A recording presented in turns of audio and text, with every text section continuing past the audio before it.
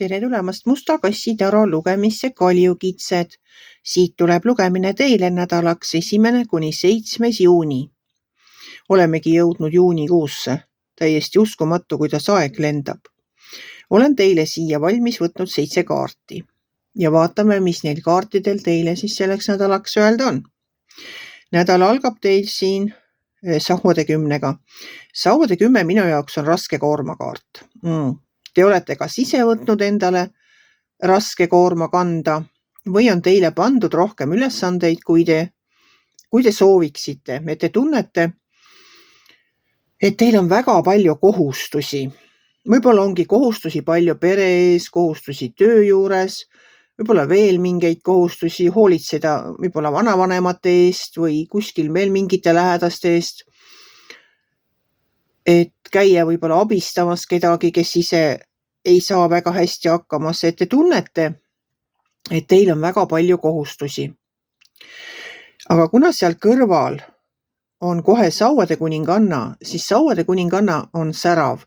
Et mulle tundub, et kõige nende kohustuste ja selle raske koorma juures suudate teie ise olla ikka särav ja mitte välja näidata seda, et te väsinud olete. Olla särav, tark, nii nagu Sauade kuninganna, ta ongi särav ja tark. Ta on selline naine, kelle peale pilgud pöörduvad. Isegi siis, kui ta lähebki seal võib-olla tõesti väsinuna toidupoest koju raskete kottide koorma all, ikkagi inimesed vaatavad teda, et olenemata sellest, kui väsinud ta on, suudab ta ikkagi nagu endast kiirata välja midagi sellist, et teised inimesed tema peale nagu vaatavad. Ja te võitegi särada. Et olenemata raskest koormast, ma loodan, et teil õnnestub seda koormat jagada. Võite te rahulikult särada. Teie isiksus lihtsalt on selline, mis paneb endale järgi vaatama, kui te kusagil liigute, ilma et te võib-olla seda ise üldse ei märka. Edasi tuleb teil siin müntide 10. No müntide 10 on rahakaart, et ma arvan, et selle raske koormaga te suudate ka piisavalt nagu endale sissetulekut tagada. Isegi siis, kui te peate nagu mitmel töökohal rabama, et vähemalt sissetulek on kindlustatud.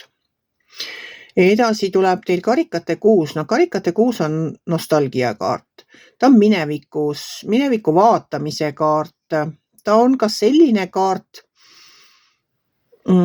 nagu lapsepõlvega seotud kaart. Ja kuna karikad on meie mõtted, meie tunded ja meie suhted, siis võib-olla keegi kusagilt minevikust tuletab ennast meelde. Siin all on karikate kuninganna ja karikate kuninganna koos karikate 6-ga. No võt siis võib-olla ongi mõni sõbranna, lapsepõlve sõbranna näiteks tuletab ennast meelde, ma ei tea, tuleb külla, kutsub külla, helistab, saadab meili.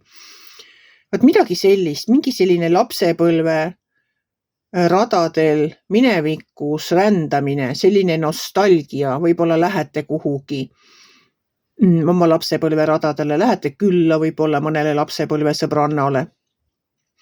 Võt midagi sellist. No karikate kuninganna ise muidugi on ka selline, ta on selline hooliv ja ta ei ole nii särav, kui on Sauade kuninganna, aga ta on hooliv, ta on tasakaalus oma mõtetega, suudab oma tunded hoida vaos.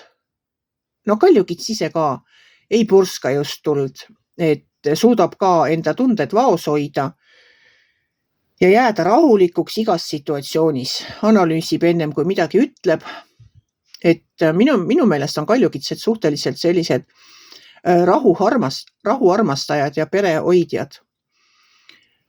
Et nii on ka see karikate kuninganna, selline rahulik, ka siis, kui ümberringi kõik on närvis ja tormavad vasakule paremale, siis karikate kuninganna säilitab rahu.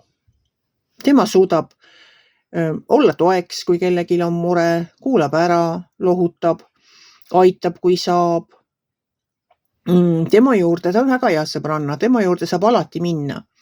Kui on mingi mure, pärast, et ta kuulab ära. Tema ei hakka alvustama ega arvustama, tema kuulab ära, võtab asja rahulikult, võib-olla aitab ka analüüsida, et kuidas asja paremaks muuta, kui on võimalik midagi muuta. Ja siis on siin teil julgus ja hermit. Vot mille jaoks teil nüüd seda julgust vaja läheb, vot seda ma küll ei oska niimoodi öelda, sest ma siin mingisuguseid suuri elumuutusi ei näe. Nagu niimoodi, et oleks julgust vaja mingit sammu astuda. Julgust võib-olla enda koormat kergendada. See on nagu praegu ainukene, mida ma siit välja oskan lugeda, et julgust enda koormat kergendada, mõnest asjast ära öelda, mõnest kohustusest loobuda, mis teil on.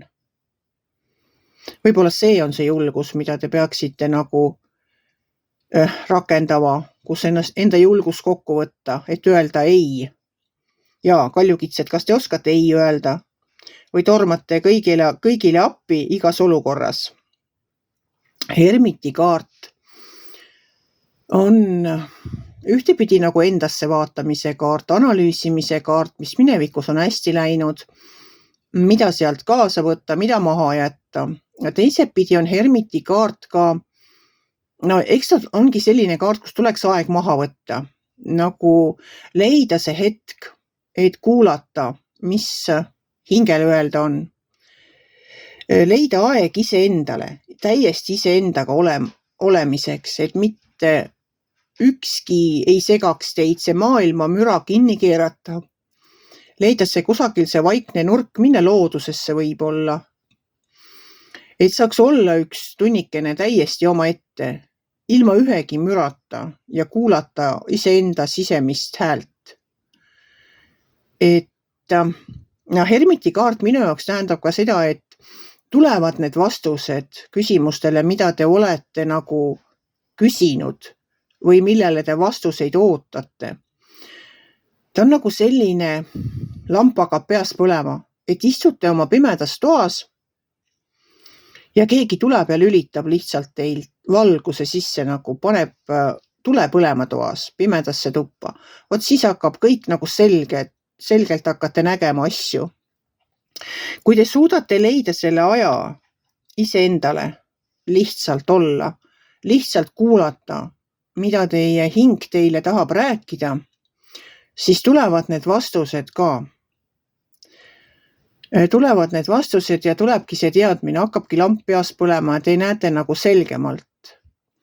Neid asju, mis siiani võib-olla olid kas varjul või te lihtsalt ei märganud neid. Vahest on selline eureka tunne, et ohoo, kuidas ma selle peale varem ei tulnud. Vahest tuleb lihtsalt täiesti tühjast kohast mingi hea mõte. Tulevadki vastused küsimustele lihtsalt niisama, nagu päriselt. Ei osanudki arvata ja vahest on lahendused ka palju lihtsamad. Ja me oleme mõelnud enda peas välja igasugused keerulised kombinatsioonid, aga lahendused tegelikult on lihtsad. Vot selline nädal tuli teile, armsad kaljukitsed. Võtke või jätke. Et on nagu kõike, on rahaasju, on ehk uudiseid kusagilt minevikust, võib-olla pisike nostalgialaks, julgus kokku võtta, oma koormat kergendada ja loodan, et saate ka vastused oma küsimustele ja hakkabki teil lamp peas põlema, et tulevad ise need vastused teieni. Kui teile minu lugemine meeldis, ärge olge kitsi. Pange ikka like pöiale üles, võite ka kommenteerida. Kohtume järgmisel nädalal.